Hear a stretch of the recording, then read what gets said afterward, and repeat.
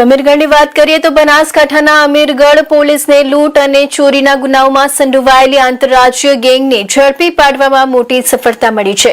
જિલ્લા પોલીસ વડાની સૂચના અને અમીરગઢ પીઆઈના માર્ગદર્શન હેઠળ હાથ ધરાયેલી કાર્યવાહીમાં પોલીસે 5 શખ્સોની ધરપકડ કરી છે। આરોપીઓ પાસેથી ચોરીની 6 મોટરસાયકલ કબજે કરવામાં આવી છે। પોલીસે કુલ 74,000નો મુદ્દામાલ જપ્ત કરી આરોપીઓ વિરુદ્ધ ગુનો નોંધી વધુ તપાસ શરૂ કરી છે।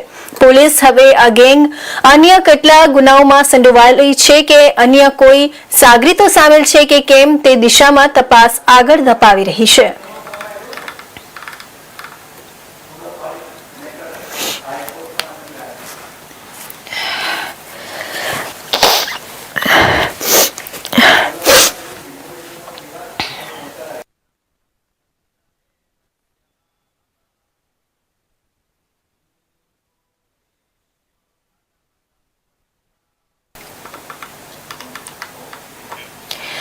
તો સુરત જિલ્લાના કામરેજ વિસ્તાર